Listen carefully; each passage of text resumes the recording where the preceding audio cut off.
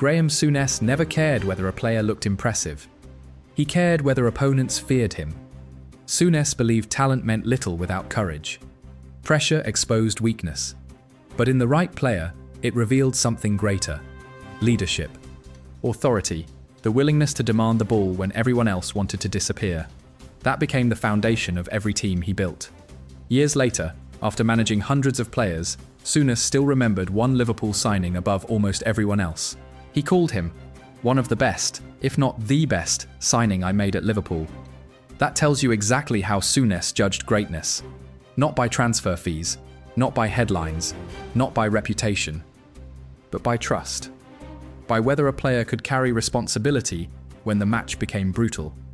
And nowhere did that philosophy become more visible than at Rangers. Because the first two names on this list did more than strengthen the team. They changed what Rangers believed was possible. Subscribe now and help keep football's greatest legends alive. Graeme Souness knew Rangers wouldn't change with ordinary signings. He needed leaders. His first major statement was Terry Butcher. The England captain was already one of Europe's finest defenders. Very few expected him to leave England for Scotland. Souness made it happen. And once the deal was complete, he left no doubt how highly he rated his new signing. The best centre-half in the world. It was a bold claim, but Butcher lived up to it. He brought authority, leadership, and relentless standards. His influence reached far beyond the defence. When Rangers ended their 9-year wait for the league title, Butcher had become one of the driving forces behind the club's revival. Yet Souness believed one more leader was needed. A year later, Rangers broke their transfer record to sign Richard Gough. The investment proved priceless. Gough became the organiser, the captain, the defender trusted when the biggest moments arrived. Years later, Souness described him perfectly: an out-and-out warrior. No praise suited him better. He led by example, week after week, season after season. Together, Terry Butcher and Richard Gough became the foundation of Souness's Rangers revolution. They didn't simply improve the team, they changed its mentality. And looking back today, they remain two of the greatest signings of Graeme Souness's managerial career. Graeme Souness didn't discover Mark Hateley overnight. He had admired him for years. Long before the transfer happened, Souness believed Rangers needed a striker exactly like him. Strong, fearless, dominant in the air. The kind of centre-forward defenders hated facing. When Rangers finally signed Hateley from Monaco in 1990, expectations were enormous. The start, however, was anything but easy. Goals didn't arrive immediately. Criticism did. Many supporters began questioning whether Souness had made the right decision. He refused to change his mind. Souness had chased Hateley because he believed he possessed the mentality Rangers needed. Time proved him right. As confidence grew, Hateley became one of Scottish football's most feared strikers. Then came the defining afternoon. Aberdeen, the league title hanging in the balance. Hateley scored twice. Those two goals delivered one of the most important victories of the Souness era and turned doubt into belief. Years later, Souness still spoke about Hateley with enormous admiration, writing the foreword to his autobiography and praising the qualities that made him such a formidable centre-forward. For Souness, greatness was never about making a fast judgment. It was about recognising a winner before everyone else could see it. Mark Hateley rewarded that faith and became one of the finest signings of Graeme Souness's managerial career. Graeme Souness didn't always search for the biggest name. Sometimes he saw greatness where others had stopped looking. That was Friedel. After difficult at Liverpool, many believed the American goalkeeper would never become one of the Premier League's best. Souness disagreed. Having worked with Friedel before, he knew exactly what kind of professional he was bringing to Blackburn Rovers. The transfer cost Blackburn nothing, yet it became one of the finest pieces of business Souness ever completed. Friedel helped Blackburn win promotion. He became the difference in countless matches. Then came the 2002 League Cup run. Time after time, Friedel kept Blackburn alive.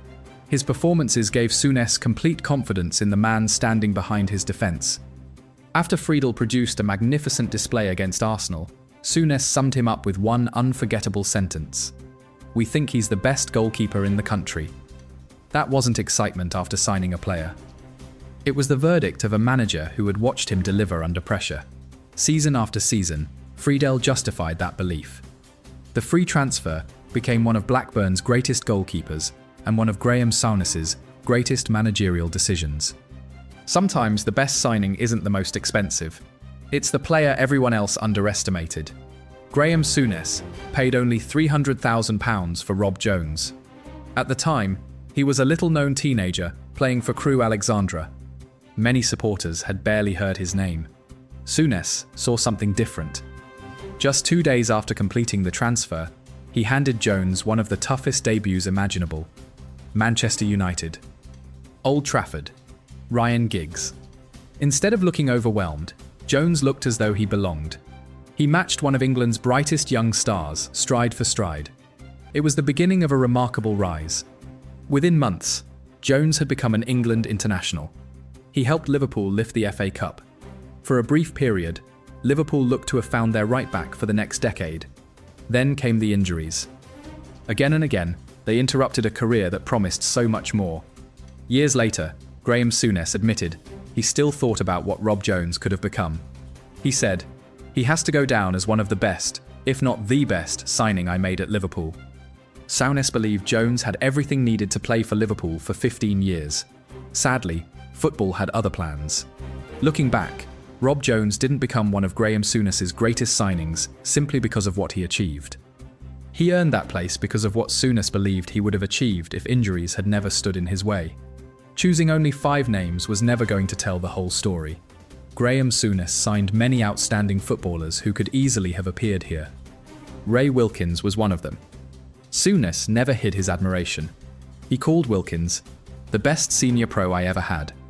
Wilkins brought calmness, professionalism, and leadership to a Rangers side already full of strong personalities. Then there was Andy Cole. When Blackburn signed him from Manchester United, Souness declared, "We needed a goal scorer and have gone for the very, very best." Cole justified that belief by scoring the winning goal in the 2002 League Cup final. Gough also deserves his place among Souness's finest pieces of recruitment. Having worked with him before, Souness said, "I know exactly what we are getting." He was right. Gough became one of Blackburn Rovers' most admired modern players. Maurice Johnston changed Rangers' history. Years later, Souness still described him simply as a fabulous player. And there were others. Chris Woods, Mark Walters, Gary Stevens. Footballers who helped shape successful teams and strengthen Souness's legacy as a manager. Every one of them could make a convincing case. But only 5 truly captured what Graeme Souness valued above everything else. Not just ability, but character. The mentality to thrive when the pressure became greatest. The passing of time changes almost every opinion in football. Transfer fees lose their meaning. Records are broken. New heroes take the spotlight. Even great teams slowly become part of history. Yet Graeme Souness never changed his opinion about the players who truly earned his respect. Decades later, he still spoke about them with the same admiration. Not because they made headlines, not because they cost millions, but because they proved him right. Every one of them justified the faith he placed in them when others still had doubts. That says more than any medal or trophy ever could. Because football eventually forgets statistics. It forgets transfer fees. It even forgets remarkable seasons. But it rarely forgets the footballers who changed the direction of a club forever.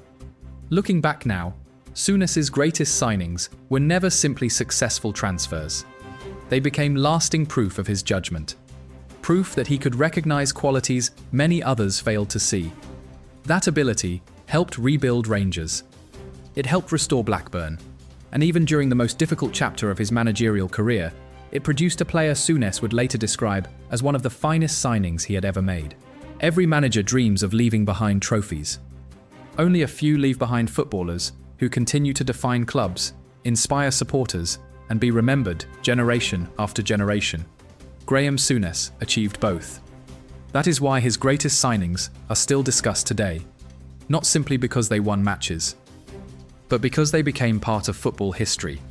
And as long as those stories continue to be told, neither Graeme Souness nor the players he believed in will ever truly be forgotten. Subscribe and join us as we continue preserving the legends who built British football.